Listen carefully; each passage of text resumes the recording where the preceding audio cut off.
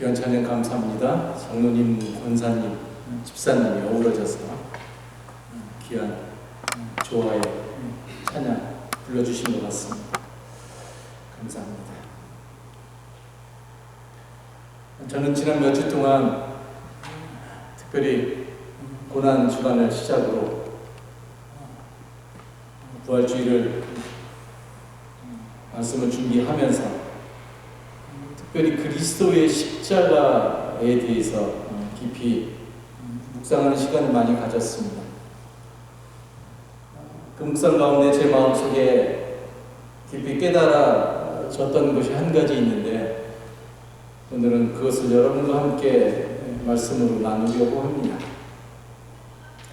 그것을 위해서 제가 본문으로 택한 말씀은 갈라디아서 2장 20절, 오늘 우리에게 너무나 잘 알려진 말씀이지요. 내가 그리스도와 함께 십자가에 못 박혔나니 그런즉 이제는 내가 사는 것이 아니요 오직 내 안에 그리스도께서 사시는 것이라.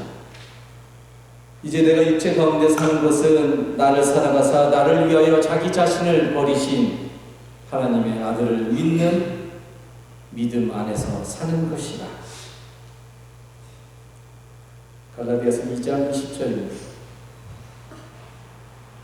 로마서 12장 2절을 외우시고도 약간 여유가 계시는 분들은 갈라디아서 2장 20절도 외우시면 너무너무 좋겠습니다. 저는 오늘 이 말씀 가운데서 특히 첫 번째 부분인 내가 그리스도와 함께 십자가에 못 박혔나니 라는 부분을 말씀으로 나누려고 합니다.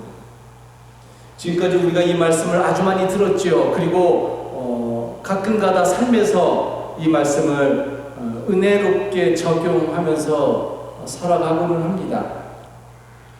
내가 그리스도와 함께 십자가에 못 박혔나니라고 하는 것을 그런데 우리는 주로 이런 식으로 이해하고는 합니다. 즉 나의 삶에서 내가 원하지 않는 것, 내가 버려야 할 것, 내가 고치고 싶은 것이 있는데 그것을 종교적으로 표현해서 내가 십자가에 못 박는다라고 표현을 하는 것이죠.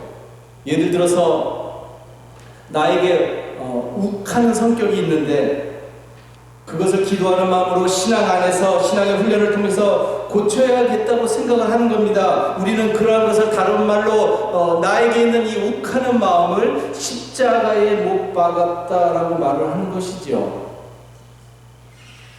내가 불평이 많은 사람이었는데 그래서 그 불평하는 마음을 내가 이제부터는 십자가에 못 박아야 되겠다라고 말을 하는 것입니다. 주로 우리는 이 정도의 범위 내에서 이 말씀을 이해해 오고 있습니다. 그러한 해석을 그냥 들으면 은혜로운 해석이기 때문에 크게 잘못된 것 같지는 않지만 그러나 실제로 이 말씀이 무엇을 의미하는지 그 원래의 의미를 파악하게 되면 오늘 우리가 일상적으로 해왔던 그런 말씀의 해석은 이 말씀하고는 아주 동떨어진 적절하지 않다는 것을 오늘 우리가 깨닫게 될 것입니다. 그렇다면 내가 그리스도와 함께 십자가에 못 박혔나니라고 하는 이 말씀은 무엇을 의미하는 것일까요? 우선 이 말씀을 가만히 보면 우리가 그 무엇을 십자가에 못 박는 것이 아니라 내가 십자가에 나의 원하지 않는 어떤 삶의 모습을 내가 십자가에 못 박는 것이 아니라 내가 십자가에 못 박혔나니 박히는 것입니다. 즉 나의 욱하는 성격을 게으른 성격을 어떤 내가 고치고 싶어 하는 것을 내가 능동적으로 십자가에 못 박는 것이 아니라 우리는 그렇게 이해해 오고 있었는데 그런 것이 아니라 나의 삶이 십자가에 못 박힌다는 말입니다. 도대체 나의 삶이 무엇을 하기에 십자가에 못 박히는 것일까요? 그래서 영어로도 이 본문의 말씀을 I have been crucified라고 번역해 놓고 있습니다. 즉 have been crucified, 내가 나를 십자가에 못 박는 것이 아니라 그런 능동태의 모습이 아니라 내가 십자가에 못 박히는 수동태의 모습으로 쓰여 있다는 말입니다. 또 한 가지 이 말씀에서 우리가 쉽게 이해되지 않는 부분은 바로 그리스도와 함께 십자가에 못 박힌다는 것이지요. 그리스도와 함께. 설령 우리가 해왔던 대로 내가 욱하는 마음을, 어떤 게으른 마음을 십자가에 못 박을 수는 있겠지만, 그러나 그렇게 해석하면 어디에서 걸리는가 하면 바로 그리스도와 함께라는 말에서 문장이 걸리게 되지요. 내가 불평하는 마음을 십자가에 못 박는데 그게 왜 그리스도와 함께 못 박는 걸까? 해석이 되지 않지요. 즉 내가 욱하는 마음을 갖지 않아야겠다, 그래서 그것을 십자가에 못 박아야 됐다고 말할 수는 있겠지만, 물론 이렇게 해석하는 것도 위에서 살펴보았듯이 그런 의미가 아니지만, 설령 그렇게 한다고 하더라도 그것이 그리스도와 함께 죽는 것과 무슨 상관이 있는가 하는 어려움에 우리가 빠지게 된다는 말입니다.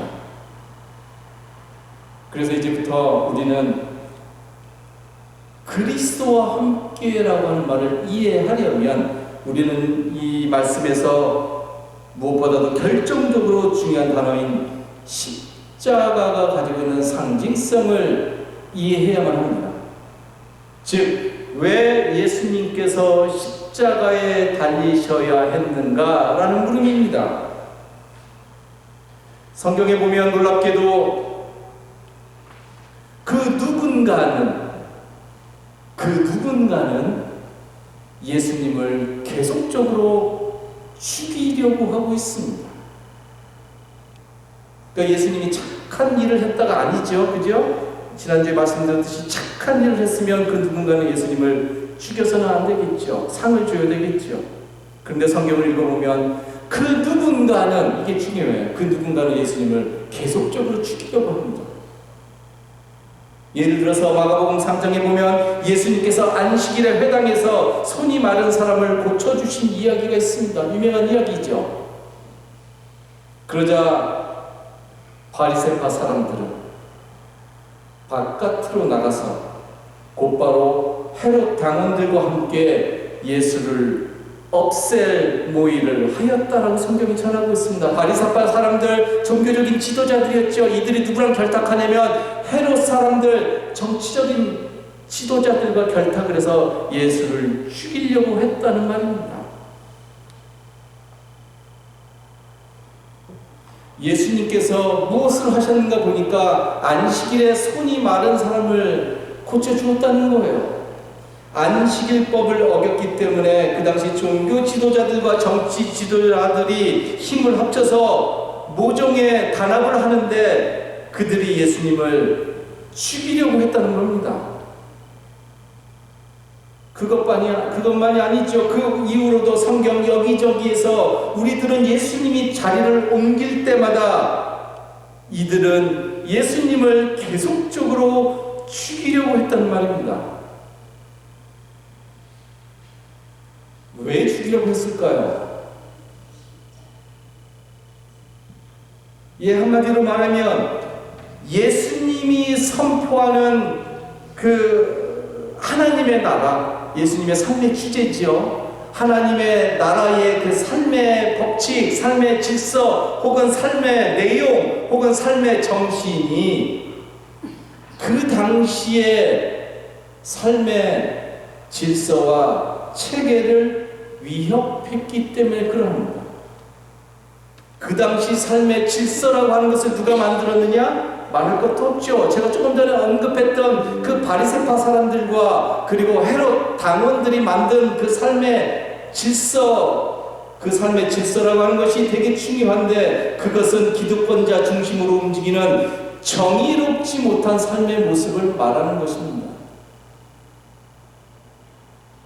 만약에 자기들이 만들어가고 있었던 그 삶의 모습이 예수님이 선포하셨던 하나님의 나라의 삶과 exactly 아주 정확하게 일치하는 삶이었다고 한다면 그들이 예수님을 죽일 일이 없었겠죠. 아니, 예수님이 굳이 하나님의 나라에 대해서 이야기하실 필요도 없었죠. 왜? 그러한 삶을 이 땅이 영위해 가고 있으니까 말이죠. 예수님은 그렇기 때문에 공생의 처음부터 하나님의 나라를 선포하신 그 순간부터 이러한 죽임에 대한 위협을 경험하셨고, 그리고 십자가를 지는 그 마지막 순간까지 그러한 경험은 예수님의 삶에서 계속적으로 되풀이 되고 있습니다. 그래서 예수님은 당신의 삶에 대해서 3번씩이나, 자그마치 3번씩이나 자기가 죽게 될 거라고, 고난을 당하게 될 거라고 예언을 하셨습니다. 그럼에도 불구하고 예수님은 하나님의 나라에 대한 그 예수님의 그 비전, 그거를 포기하지 않으시고 매일매일 십자가로 향할 수밖에 없는 그 길을 하나님에 대한 절대적인 믿음, 하나님에 대한 절대적인 신뢰하는 마음을 가지고 예수님은 걸어가셨습니다. 예수님의 위대함이지요. 하나님의 나라에 대한 그 비전 때문에 예수님은 십자가의 길을 선택적으로 가셨다는 말입니다. 어느 누구도 예수님을 강제적으로 그 길에 가게 하실 수 없습니다. 이분 하나님도 그렇게 할 수 없어요. 그런데 예수님은 선택적으로 그 길을 처음부터 끝까지 걸어가셨다는 말입니다. 오늘 갈라디아서를 쓴 바울도 그리스도 안에서 같은 것을 경험합니다. 바울은 그리스도를 만나 회심하기 전에는 유대인 중에 유대인이었습니다. 그가 삶과 종교와 사회와 역사를 이해하는 렌즈 역시 자기가 몸담고 있었던 유대인의 율법적인 정신이었습니다. 제가 이것은 여러분들에게 여러 차례 이야기를 드렸습니다. 그런데 그가 회심하게 되자 그의 렌즈가 유대인의 정신에서 그리스도의 렌즈라고 하는, 그리스도의 정신이라고 하는 렌즈로 바뀌게 되었지요. 그래서 전에도 얘기 드렸지만 오네시모라고 하는 그 종을 빌레몬에게 다시 보내면서 이 오네시모를 이제는 총으로 대하지 말고 형제로 대해달라고 빌레몬에게 이야기를 하는 것이죠. 그리스도를 경험하니까 바울이 그렇게 변하게 되었다는 말입니다. 그리고 그렇게 회심한 바울이 오늘 성경 말씀을 이렇게 기록하는 거예요. 내가 그리스도와 함께 십자가에 못 박히게 되었다고 말이지요. 그렇다면 바울이 십자가에 못 박힌다는 것은 어떠한 삶의 모습을 말하는 것일까요? 그가 어떻게 걸어갔다는 것일까요? 사도 바울이 살던 초대교회의 가장 큰 이슈 중에 하나는 바로 민족적인 문제였습니다. 무슨 말인가 하면 유대인들 중에서 바울처럼 유대인들 중에서 예수님을 믿고 개종한 사람들을 가리켜서 우리는 유대인 크리스찬이라고 해요. 주위시 크리스찬이라고 불러요. 그런데 초대교회 교인들 중에는 유대인 크리스찬들만 있는 것이 아니라 이방인들 중에서 예루살렘, 이스라엘이라고 하는 그 경계를 벗어나서 소아시아에 흩어져 살고 있었던 많은 이방인들 중에서도 예수님을 새롭게 받아들인 사람들이 있었는데 그들을 가리켜서 이방인 기독교인이라고 불러요. 젠타일 크리스찬이라고 부르게 되죠. 그들이 한 교회 공동체 내에서 섞여서 그리스도의 몸을 이루게 됩니다. 그런데 이들은 결국 한 공동체 내에서 아름다운 조화로운 삶을 살면 너무너무 좋겠지만 그런데 그렇게 산 것 같지는 않아요. 어쩔 수 없이 그들은 그 민족적인 문제 때문에 갈등을 일으키게 되었다는 말입니다. 그들이 일으켰던 대표적인 갈등 중에 하나가 소위 말해서 식탁 교제라는 것이었어요. 무슨 말인가 하면 유대교회의 전통을 가진 기독교인들, 그들은 이방인 기독교인들과 같이 식사할 수 있는가 하는 문제가 그들에게 처해진 문제였다는 말입니다. 기독교인이었지만 유대교로부터 왔기 때문에 그들은 지금까지 한 번도 이방인들하고 식사를 해본 적이 없는 거예요. 어저께까지 안 했는데 오늘 내가 예수를 믿고 기독교인이 됐어요. 그럼 내가 저 사람하고 같이 밥을 먹어야 될 수 있는가? 이거 쉽지 않은 문제겠죠. 그죠? 실제로 유대인 기독교인들은 기독교를 개종한 후에도 자신들의 민족적인 전통을 계속해서 고수해야 된다라고 생각을 했어요. 특별한 음식을 먹어서는 안 되고 어떤 절기는 더욱더 중요하게 생각하면서 생활해야 된다라고 생각을 했다는 것이죠. 그렇겠지요. 하루아침에 모든 것을 버릴 수 없습니다. 그래서 이방인 기독교인들과 함께 식사하고 식탁의 교제를 나누는 것을 이론적으로는 받아들일 수 있었겠지만 그러나 실제적으로는 꺼려하고 그리고 그것을 대단히 불편하게 여겼다는 말입니다. 그럼 어떻게 해야 될까요? 친교를 나눠서 할까요? 여기는 이방인 기독교인, 여기는 주이시 크리스천들 이렇게 나눠서 할 수도 없는 문제 아닙니까?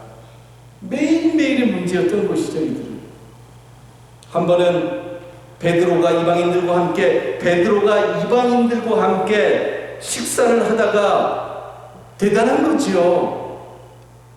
베드로가 이방인들하고 식사를 했다는 거예요. 예수님의 제자니까 제자답게 걸어갔지요. 그런데 예루살렘에서 야고보가 유대인 크리스천의 가장 위대한 사람 중에 하나가 야고보였는데 예수의 형제 야고보가 보낸 사람들이 예루살렘에서 오게 되자 그 식사하던 자리를 베드로가 견뎌내지를 못합니다. 그래서 그 식사 자리를 피해요.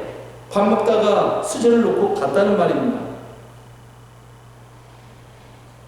베드로가 이방인 기독교인들과 함께 식사하는 모습을 다른 유대인 기독교인들이 보니까 그것의 부담을 베드로가 끝내 이겨내지 못한 것이지요.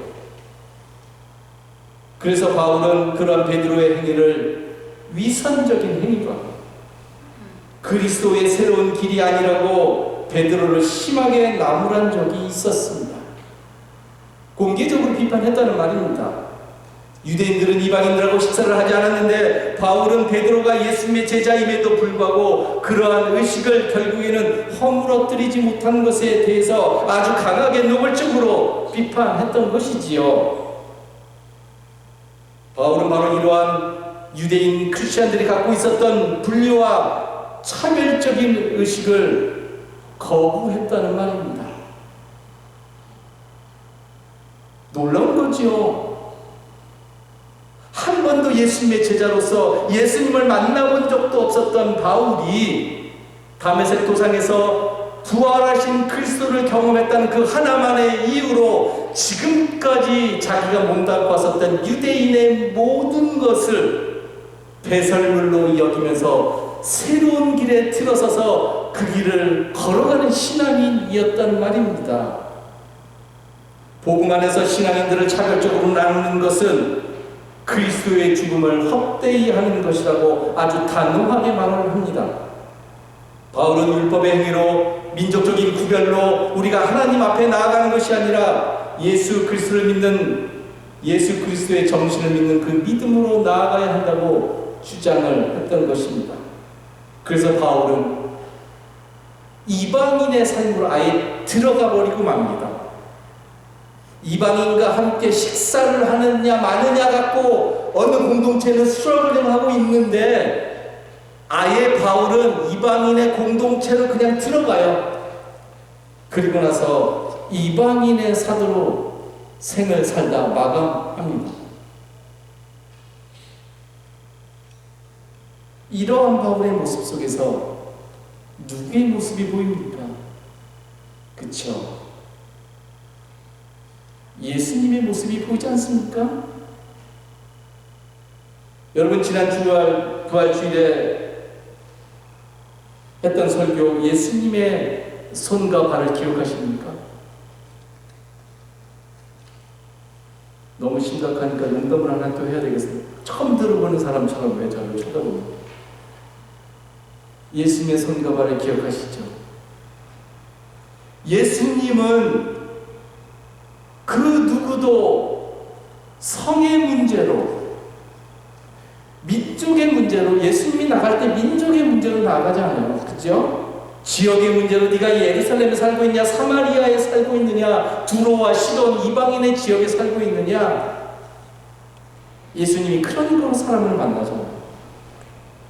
모든 사람과, 바리새인이면 바리새인, 니고데모면 니고데모, 죄인이면 죄인, 여인이면 여인, 어느 누구와 어울려서 같이 성경에 보면 식사를 하며, 바리새인들은 너무너무 싫어했죠. 이것을 식사를 하고 그들의 삶의 한가운데로 들어가서 하나님의 나라의 삶이 무엇인지를 예수님은 그대로 보여주셨습니다. 바울이 바로 이러한 예수님을 경험하자 자신의 삶과 신앙의 가치관과 자기가 가지고 있었던 신앙의 패러다임을 유대인의 율법과 유대인의 정신과 유대인의 관례에서 예수 그리스도의 정신으로 완전히 바꿔버리게 됩니다.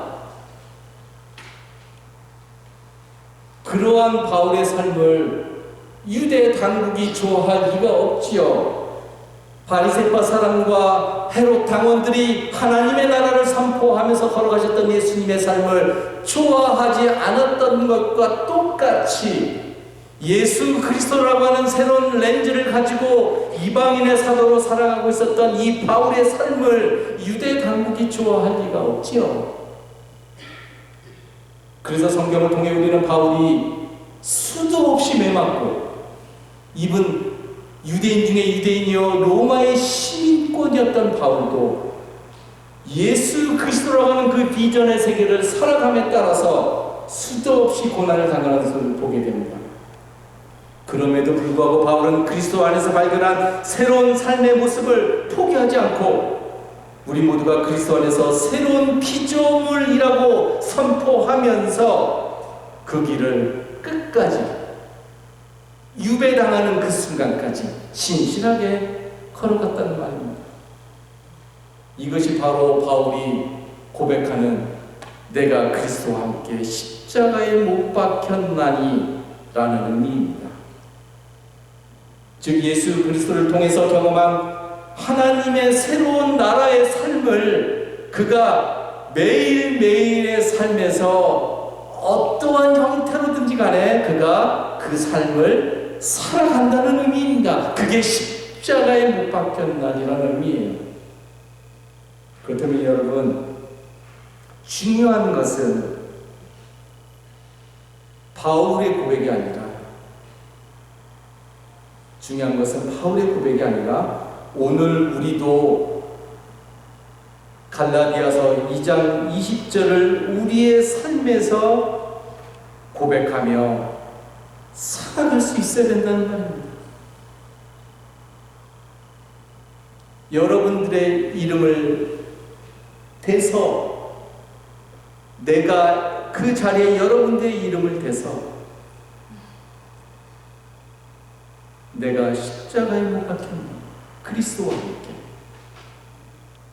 이 고백을 우리가 삶에서 살아내야 되는 것입니다. 십자가에 못 박힌다는 것은 우리가 육체적으로 십자가에 못 박힌다는 것이 아니죠. 십자가로 향할 수밖에 없었던 그 예수님의 그 정신을 우리가 경험하고 그 세계를, 예수님의 정신의 세계를 오늘 우리가 삶에서 살아낸다는 것입니다. 예수님의 정신을 살아내는 것이 바로 십자가로 향하는 길이라는 말입니다.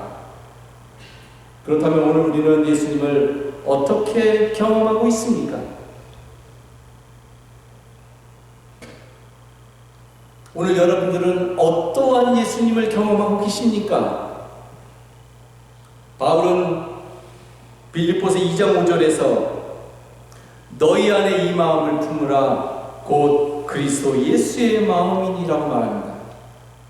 너희 안에 이 마음을 품으라 곧 그리스도 예수의 마음이니. 우리 모두가 이 세상에서 살아갈 때 예수님의 마음을 품고 세상을 살아가야 된다는 말입니다. 그렇다면 예수님의 어떠한 마음을 품어야 될까요? 성경을 통해서 여러분들의 마음속에 가장 분명하고 그리고 선명하게 떠오르는 예수님의 마음은 무엇입니까?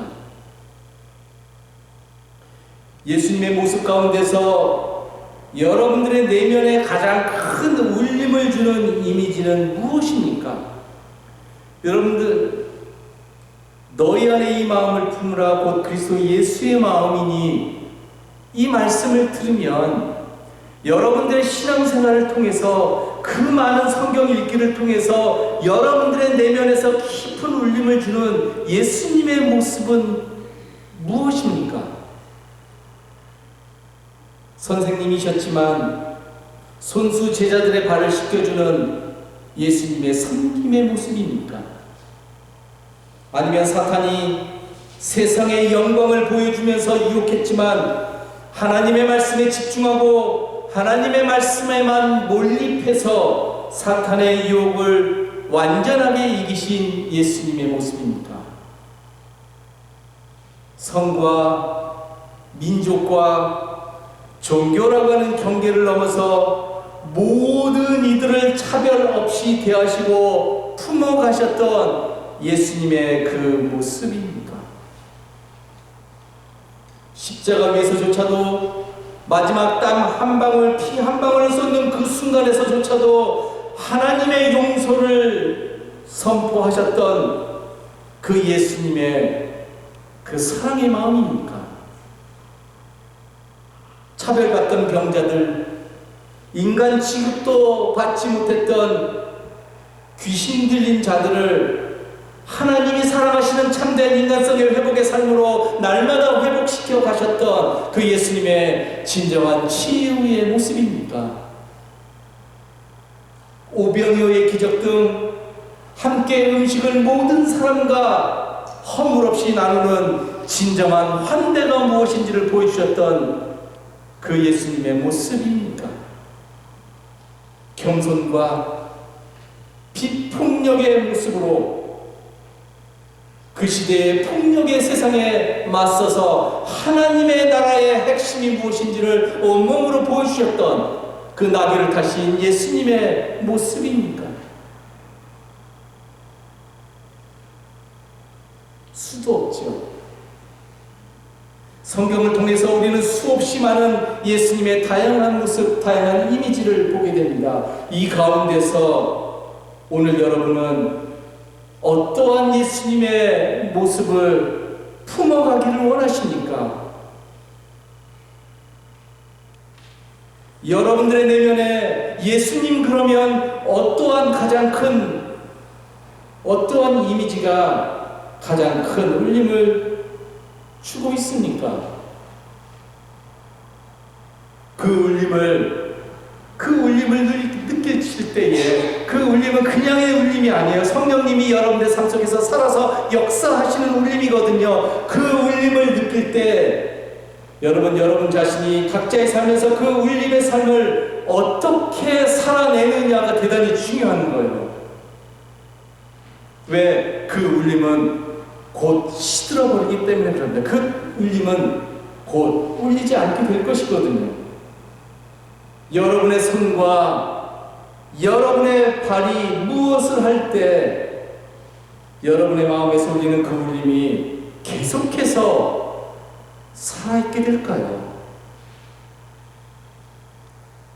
여러분, 십자가에 못 박혔나니를 영어로 말하면 I have been crucified with Christ라고 합니다. I have been crucified with Christ. 시제로는 현재 완료라고 하는 시제가 쓰인 것을 보게 됩니다. 현재 완료라고 하는 것은 우리나라 말에는 없는 건데 의미를 부여하면 과거의 어떠한 일이 지금 나의 삶에서 계속해서 이루어지는 것을 의미합니다. 즉, 내가 십자가에 못 박히는 것은 어저께 박히는 게 아니에요. 10년 전에 박히는 게 아니에요. 과거의 어느 시점에 박히는 것이 아니고, 그리고 오늘 하루만 박히는 것도 아니고, 계속해서 매일매일 십자가에 못 박히는 겁니다. 저는 우리가 매일 하는 신앙의 훈련의 핵심이 바로 여기에 있다고 생각합니다. 여러분들의 내면의 울림을 계속적으로 살아있게 하는 그 훈련, 그 울림이야말로 여러분들을 이 땅에서 살아가게 하는 진정한 힘이라고 하는 것을 여러분들이 믿으시기 바랍니다. 그 힘으로 우리는 세상을 살아가는 거예요. 그 힘이 없으면 여러분 우리는 세상을 살아갈 수가 없어요. 여러분 우리가 돈으로 세상을 살아가는 게 아니에요. 의무로 살아가는 게 아니에요. 하나님이 주시는 그 울림, 하나님을 경험할 때마다 경험하게 되는 그 울림의 힘으로 우리는 세상을 살아가는 존재라는 말입니다. 우리가 그리스도의 새로운 피조물임을 자각하고 기쁨의 기도와 기쁨의 영성을 통해서 예수님의 마음을 품어가는, 그래서 매일매일 여러분들의 그 울림을 통해서 매일매일 십자가에 못 박히는 그 신앙의 신비, 어느 누구도 이해하지 못할 거예요. 그죠? 기꺼운 마음으로 내가 십자가에 못 박혀가는 이 신앙의 신비를 온몸으로 살아내는, 진정으로 살아있는 우리 모두 식구들 되기를 다시 한번 간절히 기도하겠습니다. 기도합니다.